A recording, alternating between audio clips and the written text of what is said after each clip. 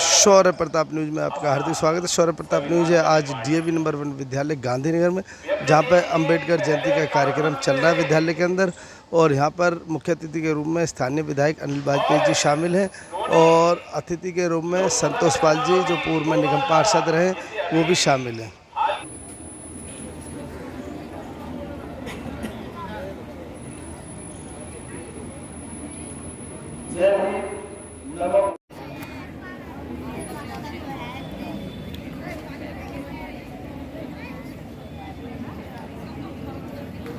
मैं उन छात्रों से आग्रह करता हूं जो कि प्रस्तुत करेंगे वो मंच पर आ जाएं।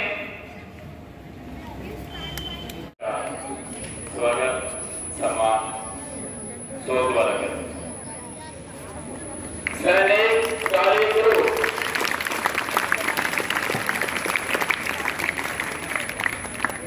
बच्चे मगरते सिंह के बच्चे धर्म ईमान के सच्चे गरज कर बोल उठे थे यूं सिंह मुख बोल उठे थे यूं हमारे देश की जय हो। हमारा फतेह सिंह जोर से बोला रखो ईंटे भरो गारा चुनो दीवार हथियारो निकलती रुकेगी है नहीं दरिया रुकेगी है नहीं रुकती रवानी है नहीं रुकती जवानी है। सैनिक ताले करो।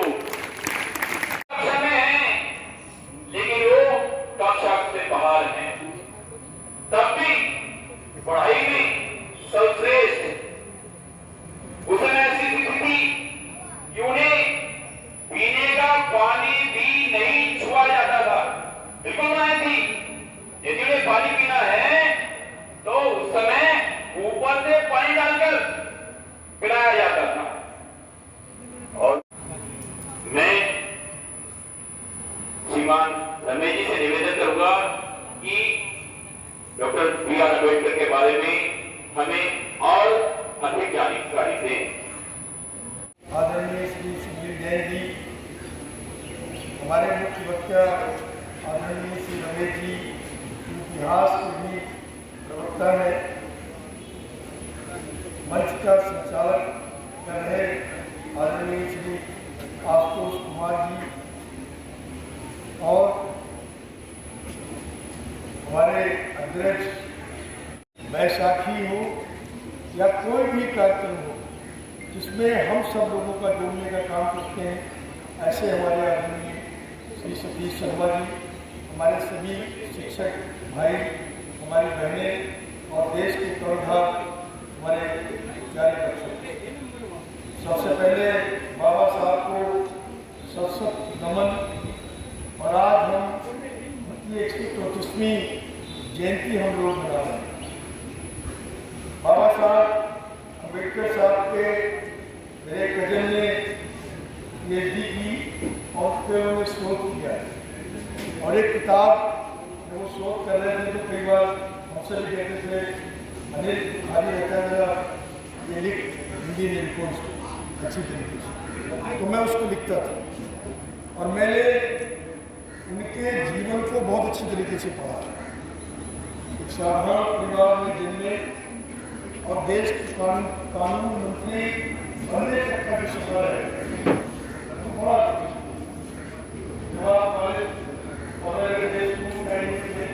सत्ता के लिए संघर्ष तो होना चाहिए, लेकिन अगर सत्ता के लिए आपके मूल्य, आपके आदर्श और आपका स्वाभिमान अगर जाता है तो सत्ता को त्याग कर दे देना चाहिए। देश के पहले कानून मंत्री थे। संदेश यही है जो हमारे डॉक्टर भीमराव अंबेडकर जी ने इस भारत संविधान के लिए जो मसौदा तैयार किया और जिस संविधान को हम सब मानते हैं, उसके लिए बाबा जी का कृतज्ञ होना चाहिए, उनके बताए हुए रास्ते पर चलना चाहिए। उनके द्वारा जो जो भी भारत के लिए अन्य को कार्य किए गए हैं, उनके पद चिन्हों पर चलकर हम सब अपने भविष्य को संवारें, मेरा इतना ही कहना था। आज डीएवी नंबर 1 विद्यालय में अंबेडकर जयंती का कार्यक्रम हुआ है, आप क्या संदेश देना चाहेंगे? नहीं, देखिए, आज सबसे पहले मैं बाबा साहब जी को कोटि कोटि नमन करता हूँ। और उनकी 134वीं जयंती का कार्यक्रम DAV स्कूल नंबर 1 में आज रखा गया, जिसमें हमारे साथी भाई संतोष पाल निगम पार्षद जी और रमेश चंद्र शर्मा जी, श्री सतीश शर्मा जी, महेंद्र अग्रवाल जी, सचिन चौहान जी, ऋषि राय जी और रमेश जी जो मंच संचालन कर रहे थे, वो सब लोग यहाँ उपस्थित थे। और बच्चों को बाबा अम्बेडकर साहब के बारे में बताने के लिए बोला गया। मैं इतना कहना चाहता हूँ, बाबा अम्बेडकर साहब का पूरा जीवन संघर्ष में रहा है और स्कूल से लेकर कॉलेज तक और देश के कानून मंत्री तक उन्होंने देश के लिए जो अपना योगदान दिया है, चाहे वो आज़ादी की लड़ाई हो, चाहे वो बाल विवाह हो, चाहे वो विधवा विवाह हो, ऐसी जो अस्वताएँ उस समय थी उनके विरोध में कर और उसका गलत चीज़ का विरोध करना, ऐसे बाबा साहब थे। और आज हम देश के संविधान सभा के अध्यक्ष थे और आज देश को उन्होंने एक नया संविधान दिया और हमको जीने का अधिकार दिया। हम तो गुलाम थे अंग्रेज़ों के, और आज अगर हमें बोलने का अधिकार है, वोट देने का अधिकार है, समानता का अधिकार है, इक्वलिटी है, तो वो हमको सारा कुछ जो है वो आदरणीय बाबा साहब ने दिया है। और आज हम उनको इसी पर याद करते हैं। और मैं कहता हूँ कि बाबा अम्बेडकर साहब की जीवनी को पढ़ना चाहिए, उनको पढ़ना चाहिए और जो उनके उद्देश्य हैं, जो उन्होंने कहा है, जो उनके आदर्श हैं, उनको जीवन में उतारना चाहिए। और मैं इस संबंध में अपने देश के यशस्वी प्रधानमंत्री माननीय श्री नरेंद्र मोदी जी का भी धन्यवाद करना चाहूँगा। आज देखिए, आज से पहले बाबा साहब के नाम पर लोगों ने वोट तो लिए हैं, लेकिन बाबा साहब के जीवन के बारे में एक्चुअल में क्या करना चाहिए वो नहीं किया। अगर वो किसी ने किया है तो देश के यशस्वी प्रधानमंत्री माननीय नरेंद्र मोदी जी ने किया है। आप जनपद पर जाके देखिए कितना बड़ा भवन आज बाबा साहब के नाम पर बनाया है, जिसमें अभी हमारे सारे फॉरेनर्स भी आए थे, सारे लोग आए थे जो आज देखते हैं। अगर आपको देखना है तो आप सिविल लाइन में जाकर बाबा अम्बेडकर साहब के बारे में आप देखिए उनको। तो मेरा कहने का मतलब ये है कि बाबा साहब को पढ़ना चाहिए और जो उनके मूल्य हैं, जो उनके आदर्श हैं, उनको जीवन में उतारना चाहिए। और मैं बच्चों से भी आज मैंने ये बोला है कि आप ज़रूर बाबा साहब को पढ़ें और आप सही तरीके से अगर आप उनको पढ़ेंगे, जो उनके बारे में लोग गलत भ्रांतियाँ फैलाते हैं, तो असलियत सामने आ जाएगी।